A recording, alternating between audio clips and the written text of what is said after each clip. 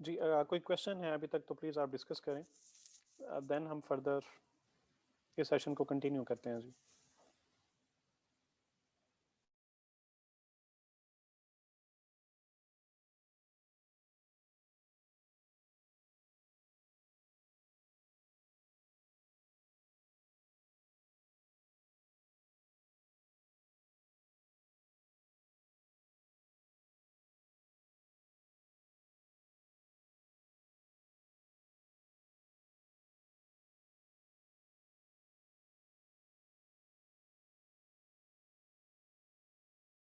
Okay, अभी हम ये बात करते हैं कि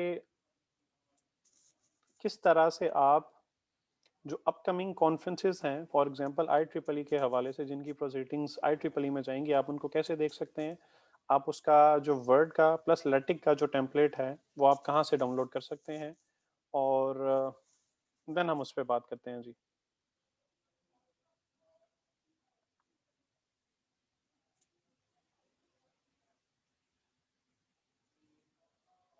ओके, मिसाल के तौर पे आई ट्रिपल ई का जो होम पेज है हम उस पर जाएंगे। यहाँ पे हमारे पास एक कॉन्फ्रेंसेस का बटन है और यहाँ पे हम अपकमिंग कॉन्फ्रेंसेस सिलेक्ट करेंगे। आप कोशिश करें कि अगर आप कोई आर्टिकल अपना पब्लिश करना चाह रहे हैं तो वो आपका पाकिस्तान में जो होने वाली कॉन्फ्रेंस है उसी में अगर आप सबमिट और पब्लिश करवा लें तो वो बेहतर होगा। तमाम articles eventually I triple E की जो एक्सप्लोर लाइब्रेरी है वहीं पे जाते हैं, उनकी सेम वर्थ है कॉन्फ्रेंस के हवाले से। फ़ायदा ये होगा कि आपके जो चार्जेस हैं वो बहुत कम होंगे। पाकिस्तान से बाहर आप किसी भी मुल्क में अगर आप अपना आर्टिकल जो है वो फॉर एग्जांपल भेजते हैं फॉर पब्लिकेशन, तो आपको उसके चार्जेस डॉलर्स में पे करना पड़ते हैं जो कि मिनिमम 50,000 के करीब हो सकते हैं। तो पाकिस्तान में जो कॉन्फ्रेंसेस होती हैं वो आम तौर पे अप टू 10,000 तक उनके चार्जेस होते हैं, तो आई थिंक वो अफोर्डेबल होते हैं जी।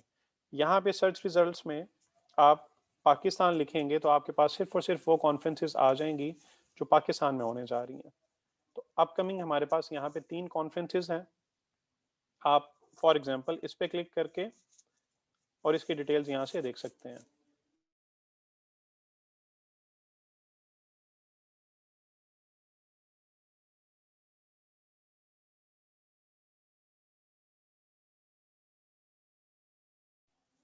ठीक है, यहाँ पे ये यूईटी के अंदर यूईटी कालाशाह काको कैंपस में एक कॉन्फ्रेंस होने जा रही है और इसकी डेडलाइन 31 दिसंबर है।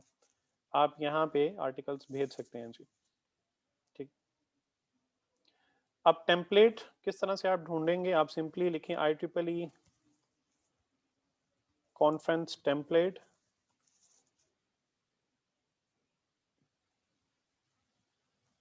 ये हमारे पास पेज आ जाएगा। और क्योंकि A4 वर्ड की अगर हम बात करें तो हम A4 यूज़ करते हैं, लेटेक की बात करें तो हम इस टेम्पलेट फोल्डर को डाउनलोड करेंगे। A4 अगर इस पर मैं क्लिक करता हूँ मेरे पास एक वर्ड डॉक्यूमेंट डाउनलोड हो जाएगा। अगर खुद प्लेजरिज्म चेक करना हो तो आपके पास टर्निटिन अकाउंट होना चाहिए, उसके बगैर आप चेक नहीं कर सकते। तो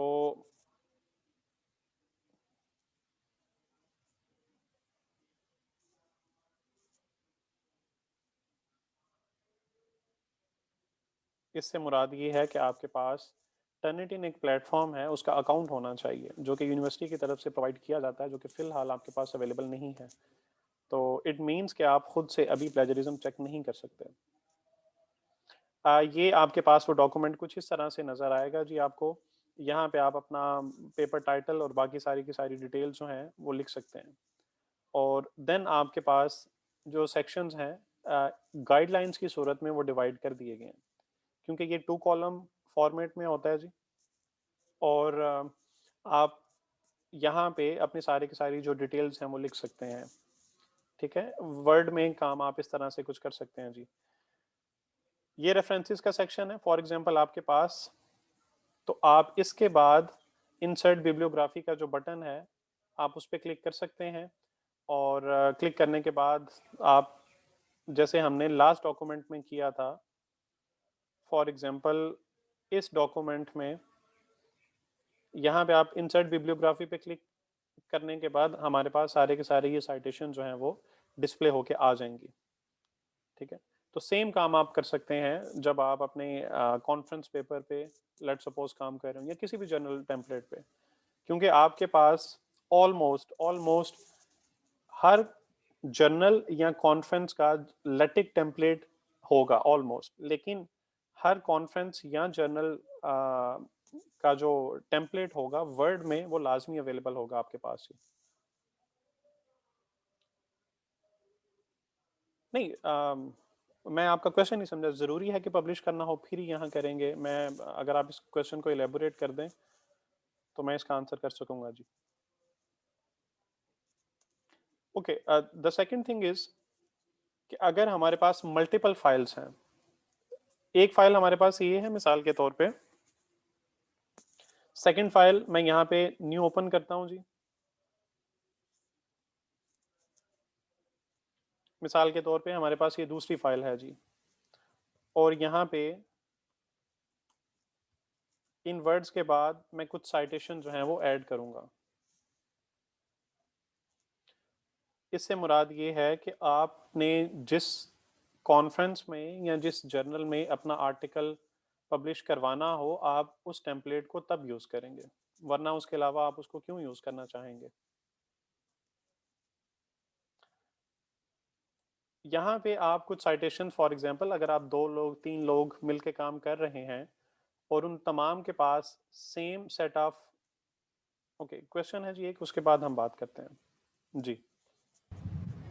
सर मैं ये पूछना चाह रही हूँ कि देखिए जैसे आपने वाला टेम्पलेट बताया है, तो यहाँ पे जस्ट पेपर जो पब्लिश करना चाहते हैं वही यूज़ करेंगे, या वैसे भी तो हमें चाहिए ना कि मतलब हम एक टेम्पलेट मिल जाए उसमें हम अपनी सारी चीज़ें ऐड करके और अच्छा पेपर जो है वो बना लें, तो क्या हम वही यूज़ करेंगे या फिर कुछ और भी इस तरह के टेम्पलेट मिल जाएंगे? मतलब जैसे आप सपोज हमने जो है ना कोई बनाना है पेपर, टर्म पेपर है हमारा, हमें वो लिखना है, ठीक है, तो उसके लिए हमें एक टेम्पलेट मिल जाए, एक अच्छा सा फॉर्मेट मिल जाए, तो वो फिर हम कैसे, कहाँ से लेंगे? कि वो खुद टीचर प्रोवाइड करते हैं या फिर हम नेट से भी कोई ले सकते हैं कि मतलब ये अच्छा है जो हम कर सकते हैं ओके इसमें ऐड सा? जी, ठीक है, थैंक यू। ओके, आम तौर पे अगर किसी टीचर की तरफ से कहा गया है कि आप एक टर्म पेपर पे काम करेंगे, तो आपको यकीनन वो कोई ना कोई टेम्पलेट ज़रूर प्रोवाइड करेंगे। मे बी किसी जर्नल का टेम्पलेट दे दें या मे बी किसी कॉन्फ्रेंस का, जैसे फॉर एग्जांपल IEEE कॉन्फ्रेंस का टेम्पलेट आप प्रोवाइड कर दें। तो अगर उस पर्पस के लिए वो आपको बता देते हैं, मेरा ख्याल है कि जो कि वो बताएंगे, तो आप जो भी वो टेम्पलेट मेंशन करें आप उसको यूज़ कर सकते हैं। फॉर योर पब्लिकेशन पर्पसेस, आप जिस जगह पे अपना आर्टिकल पब्लिश करवाने का इरादा रखते हैं आप उसका टेम्पलेट यूज़ करेंगे। ना सिर्फ आप वो टेम्पलेट डाउनलोड करेंगे बल्कि आप जो ऑथर गाइडलाइंस होती हैं उनको ज़रूर पढ़ा करें, जिन्हें हम आम तौर पे इग्नोर कर देते हैं। वो क्यों पढ़ना ज़रूरी है? क्योंकि उसमें फॉर्मेटिंग के हवाले से जैसे कि एग्जांपल के तौर पे कुछ जगह ऐसी हैं या कुछ प्लेटफॉर्म्स ऐसे हैं जहाँ पे वो कहते हैं कि जी आप अपनी फिगर को हमेशा इस तरह से लिखें, FIG, यानी कि अगर आप कहीं पे बता रहे हैं कि फलां चीज़ के रिजल्ट्स जो हैं वो इस फिगर में मेंशन है, तो आपने कंप्लीट फिगर नहीं लिखना, आप कुछ इस तरह से लिखेंगे, फिगर 1 फॉर एग्जांपल। कुछ जगह ऐसी हैं जहाँ पे वो आपको कहते हैं कि जी आप कंप्लीट फिगर लिखेंगे, FIG नहीं लिखेंगे। तो आपका इनिशियल स्क्रूटनी में अगर ऐसी कुछ प्रॉब्लम्स आती हैं जो उनके ऑथर गाइडलाइंस के साथ मीट नहीं करती, तो आपका पेपर जो असिस्टेंट एडिटर होता है उसी की तरफ से रिजेक्ट कर दिया जाता है बिफोर कि वो रिव्यू प्रोसेस में से गुजरे। ठीक है, तो आपको वो गाइडलाइंस पढ़ लेनी चाहिए। ओके, अभी हम बात कर रहे थे कि अगर आपके पास एक अलग फाइल हो, जैसे कि यहाँ पे आपने कुछ ना कुछ लिखा है, यहाँ पे भी आप अगर साइटेशंस ऐड करते हैं मिसाल के तौर पे,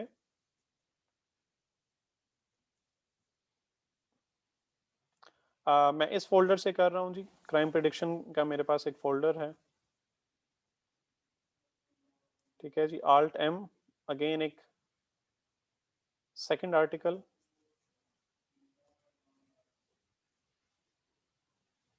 थर्ड वन और फोर्थ।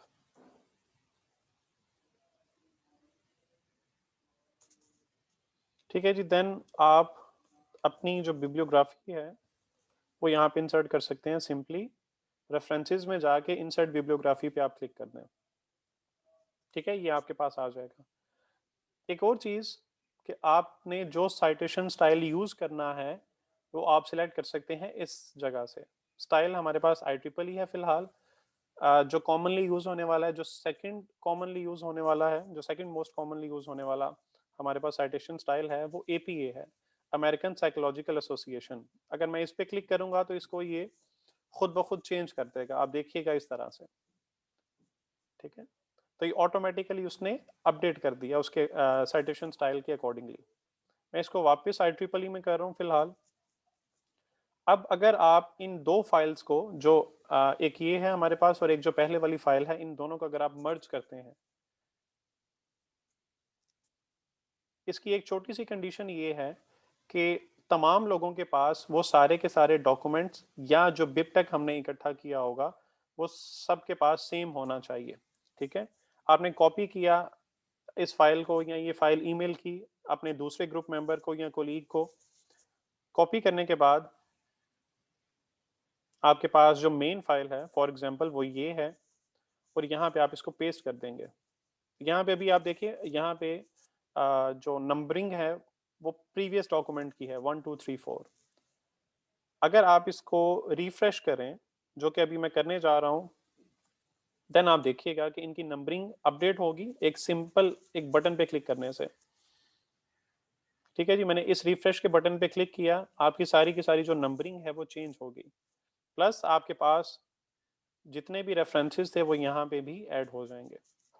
तो ये फ़ायदा है हमें मंडले यूज़ करने का, जो कि मैनुअल साइटेशन में हमारे पास आ, एक अच्छी खासी प्रॉब्लम हमारे लिए क्रिएट होती है जी।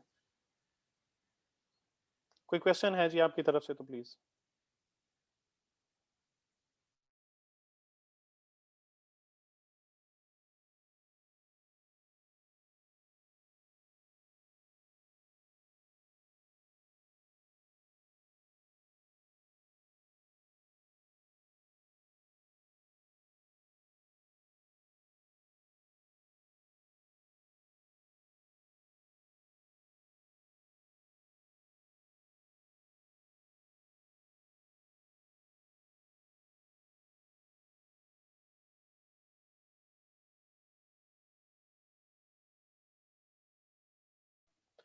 जी जनाब।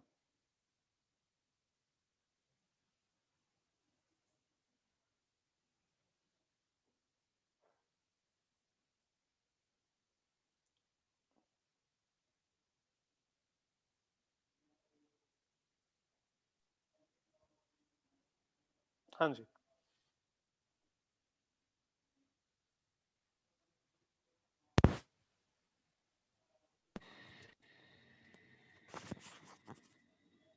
हेलो जी, आपका क्वेश्चन है तो प्लीज़ बताएं। जी सर, आवाज़ आ रही है? जी मुझे आ रही है, आप अपना क्वेश्चन बताएं जी। सर काइंडली ज़रा रिपीट करें, शॉर्ट रिपीट कर दें, ज़रा लेट ज्वाइन किया है तो थोड़ा सा इसका व्यू क्लियर हो जाए प्लीज़ सर। माफ़ कीजिएगा, मैं रिपीट नहीं कर सकता जी, सॉरी। आपका कोई क्वेश्चन है तो प्लीज़ बताइएगा। चलिए ठीक है सर, तो मैंने इट्स ओके। ओके, मैं देखता हूँ जी इसको।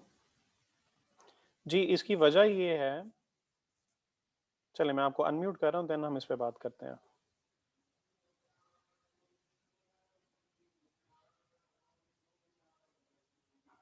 जी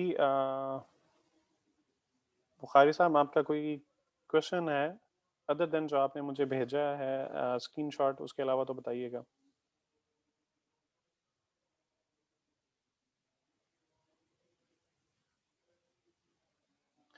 ओके, मैं उसका आंसर कर देता हूँ। मेरा ख्याल है आपके माइक में कोई प्रॉब्लम होगी यकीनन।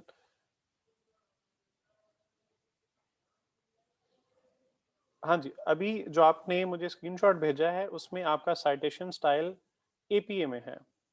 ठीक है, जैसे कि अगर मैं इस स्टाइल पे यहाँ पे क्लिक करूँ तो ये कुछ वैसा आ जाएगा जैसा आपके पास आ रहा है। ठीक है, ये APA साइटेशन स्टाइल है जिसमें ऑथर और उसका ईयर मेंशन किया जाता है। आमतौर पे आपका जो थीसिस होगा फॉर एग्जांपल, उसमें यही साइटेशन स्टाइल आपको रेकमेंड किया जाएगा कि आप इसी को यूज़ करें। तो डिपेंडिंग ऑन द रिक्वायरमेंट जो आपको कॉन्फ्रेंस या जर्नल की तरफ से दी जाती है, आप वो साइटेशन स्टाइल चूज करेंगे। ठीक है, तो अगर आप इसको IEEE में कन्वर्ट करना चाह रहे हैं, आप सिंपली अपने डॉक्यूमेंट में, वर्ड डॉक्यूमेंट में रेफरेंसेस में ये जो स्टाइल का ऑप्शन है, आफ्टर इंस्टॉलिंग मेंडले, आप इस पे क्लिक करें और IEEE पे जब आप इसको चूज करेंगे तो ये आपके पास कुछ इस तरह से आ जाएगा। जी, कोई मजीद क्वेश्चन है किसी की तरफ से तो प्लीज बताइएगा। और मेरा ख्याल है कि हम इस सेशन को, आज के इस सेशन को सिर्फ मेंडले तक ही रखते हैं। लेटेक को हम होपफुली अगर कोई नेक्स्ट सेशन होता है तो हम उसमें कर लेंगे जी, क्योंकि ऑलरेडी हमारा 1 घंटा गुजर चुका है।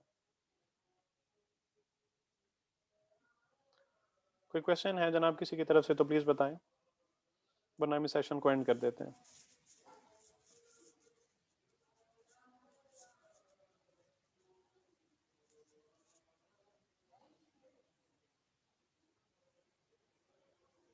जी फुरकान। अस्सलाम वालेकुम सर। जी वालेकुम सलाम। सर ये मैंने एक क्वेश्चन ये करना था, ये जो आपने 1 2 3 4 कॉपी किया है, एंड पे किया है तो वो 6 7 8 और 9 हो गया, तो इसको हम अगर 1 के बाद कॉपी कर लेते तो ये 2 3 4 5 होता हाँ और जी, रेफरेंसेस वैसे ही काउंट होते, नीचे वैसे ही ऐड आ जाते। जी बिल्कुल ऐसे ही होते। आप इसको जिस जगह पे कॉपी करेंगे, जिस जगह सॉरी पेस्ट करेंगे, उसके अकॉर्डिंगली उसकी नंबरिंग जो है वो अरेंज हो जाएगी, ना सिर्फ आपके इस डॉक्यूमेंट में बल्कि आपके रेफरेंसेस के सेक्शन में भी उसके अकॉर्डिंगली ही वो कॉपी होगी। ठीक है सर। और सर दूसरा, ये मैं ये रिकॉर्ड किया ना लेक्चर, जी अपलोड होगा? जी, मैं ये डॉक्टर साहब से शेयर कर क्योंकि शुरू दूंगा। से ना। जी जी जी ठीक है सर, जी, ये थैंक यू इंशाल्लाह सर। उनके साथ शेयर हो जाएगा। Thank you. अल्लाह हाफ़िज़। जी मैडम, आपका कोई क्वेश्चन है गेस?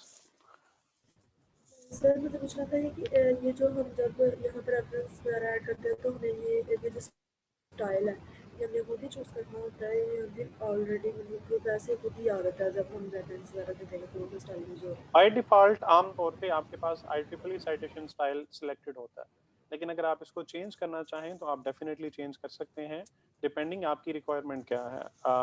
जैसे मैंने अभी आपसे जिक्र किया कि जी आप IEEE कॉन्फ्रेंस में भेजना चाह रहे हैं ये इस डॉक्यूमेंट को, तो आप इसी साइटेशन स्टाइल को सिलेक्ट करेंगे।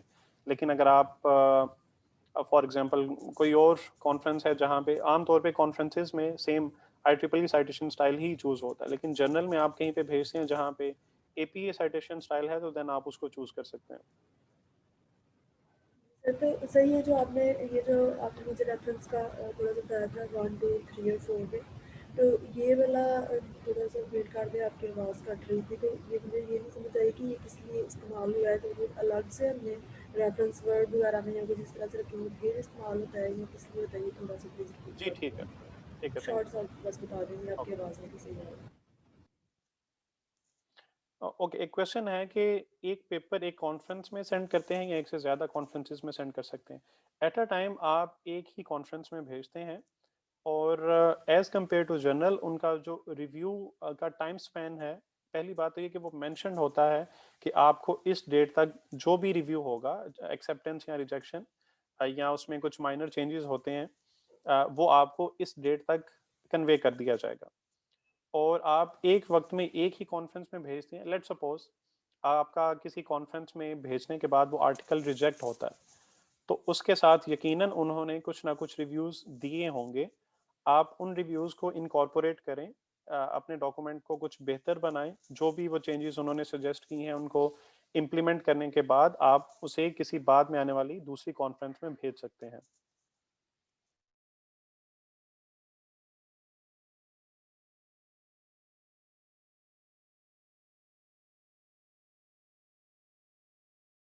ओके, क्विक रिव्यू यहाँ से कि हमने किया बेसिकली ये था, ये जिस टेक्स्ट को मैंने सेलेक्ट किया ये दूसरे डॉक्यूमेंट से कॉपी किया, जहाँ पे हमने कहा कि जी अगर आप ग्रुप में काम कर रहे हैं और मल्टीपल लोग एक वक्त में काम कर रहे हैं और दूसरे कोलीग के पास ये फाइल है, ठीक है, जो भी आपने लिटरेचर रिव्यू लिखा, इंट्रोडक्शन वगैरह वगैरह कुछ भी लिखा, उसके साथ साइटेशन डेफिनेटली एक असेंडिंग या सीक्वेंशियल ऑर्डर में होंगी स्टार्टिंग फ्रॉम नंबर 1।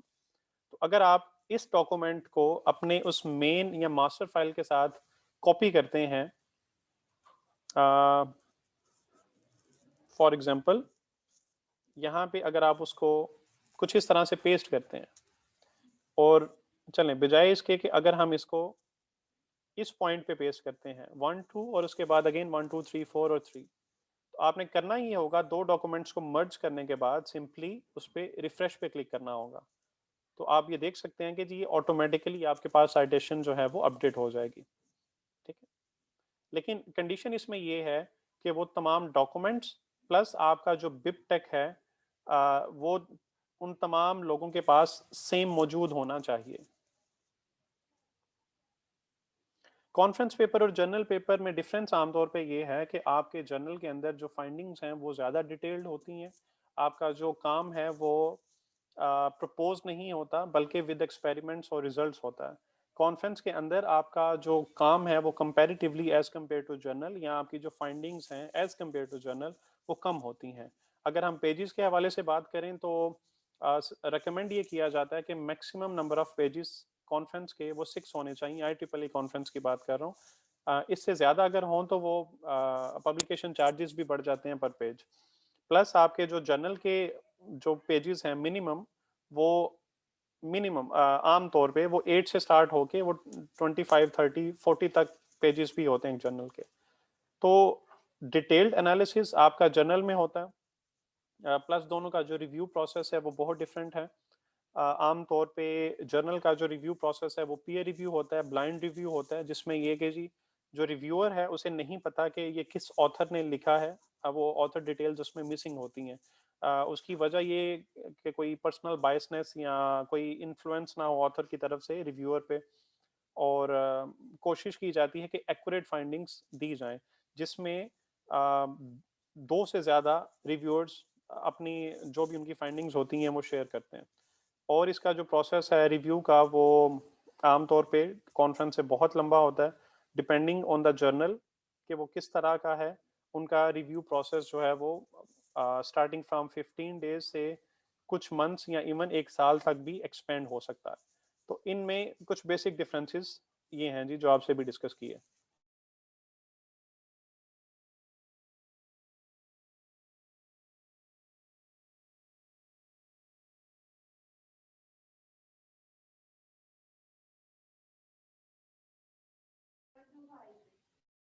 जी कोई और क्वेश्चन है किसी की तरफ से तो प्लीज़ बताइएगा, वरना हम इस सेशन को एंड कर देते हैं। और शुक्रिया उन लोगों का जिन्होंने कोई अप्रिसिएशन का मैसेज भेजा, थैंक यू। अगर आप लोगों को समझ आई तो मुझे खुशी है जी इस चीज़ की कि मेरी वजह से अगर आप लोग कुछ भी सीख पाए। Thank you. एनी क्वेश्चन जनाब किसी की तरफ से तो प्लीज़ बताइएगा।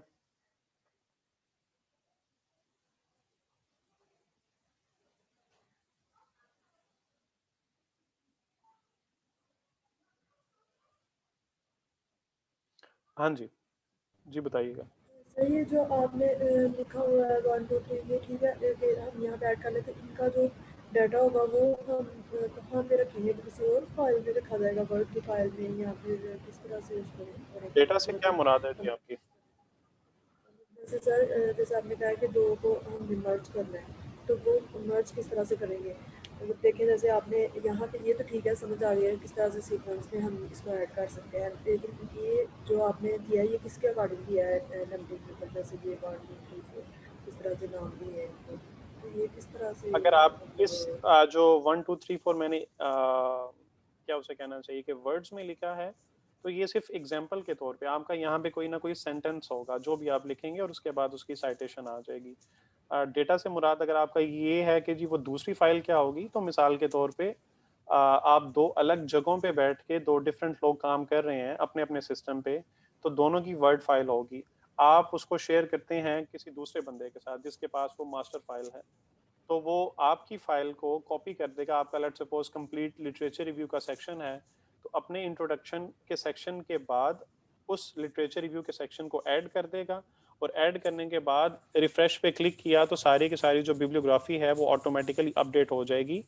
इस जो फाइल्स को मर्ज करने का जो कॉन्सेप्ट था वो इसलिए था बेसिकली कि अगर 4 लोग मिल के अपना अपना काम कर रहे हैं और इन द एंड आप उसको मर्ज करते हैं, तो मेंडले ये आपके लिए करता है कि उस जो जितनी भी आपकी साइटेशंस हैं उनको रिफ्रेश कर देता है आपकी आसानी के लिए।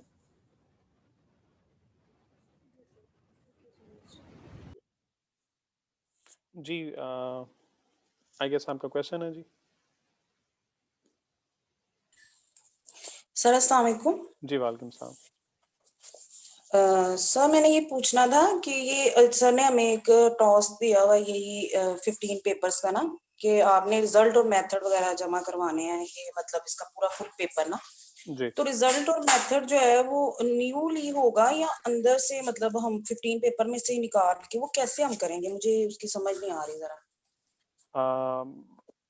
चूंकि मुझे आइडिया नहीं है कि डॉक्टर साहब ने क्या टास्क दिया है, तो आई थिंक मैं इस पे कोई सर आंसर। उन्होंने ये था ना कि डोमेन के हिसाब से 15 पेपर्स निकालने हैं, ठीक है। उसमें अब सर नहीं है ना, आज तो 6 जनवरी उनकी लास्ट डेट है। तो फिर हम लोगों ने प्रॉब्लम फाइंड करके और उसमें रेफरेंसेस ऐड करके ना वो एक असाइनमेंट जमा करवा दी।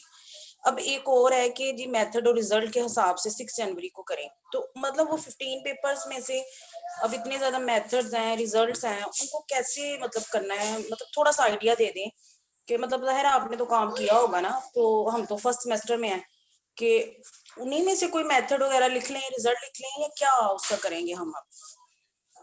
चलें ठीक है।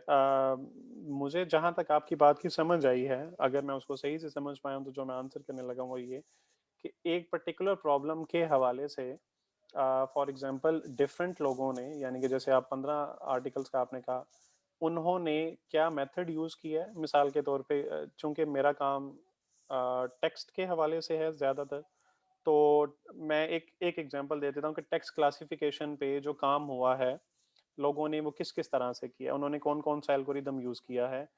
और उसमें मेरी अप्रोच ये होगी कि, और अगर मैं आपका क्वेश्चन सही से समझ पाया हूँ, तो उसमें मेरी अप्रोच ये होगी कि उन लोगों ने क्या मेथड यूज़ किया है। टेक्स्ट क्लासिफिकेशन खाली एल्गोरिदम अप्लाई करने से पहले भी कुछ प्री प्रोसेसिंग स्टेप्स होते हैं, तो उनका वो कंप्लीट मेथड क्या था, उन्होंने क्या क्या एल्गोरिदम यूज़ किया, और उसके बाद उनके रिजल्ट्स क्या है। फॉर एग्जांपल क्लासिफिकेशन परफॉर्म करने के बाद किसी एक पर्टिकुलर क्लासीफायर, जैसे मैंने एसवीएम का कुछ देर पहले जिक्र किया था, तो सपोर्ट वेक्टर मशीन की एक्यूरेसी जो है वो क्या थी।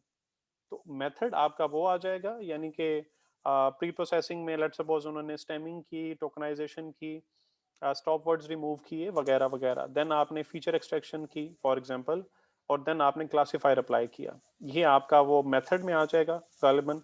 और रिजल्ट्स में आपकी जो भी एक्यूरेसी अचीव हुई, ये आ सकती है, या आप कुछ in the form of particular sentence आप वो लिख सकते हैं जी। अगर अगेन कोई आपका क्वेश्चन है तो आप दोबारा से हैंड रेज करके डिस्कस कर सकते हैं जी। जी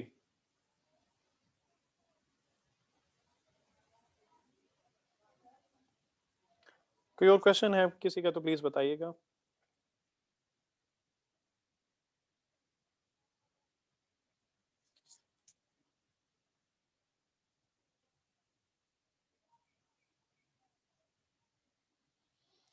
ओके जी, बहुत शुक्रिया आप लोगों का, थैंक यू सो मच। अपना ख्याल रखिएगा। इन केस अगर कोई नेक्स्ट सेशन होता है तो देन आपसे बात होगी। टिल देन जी, अल्लाह हाफिज़।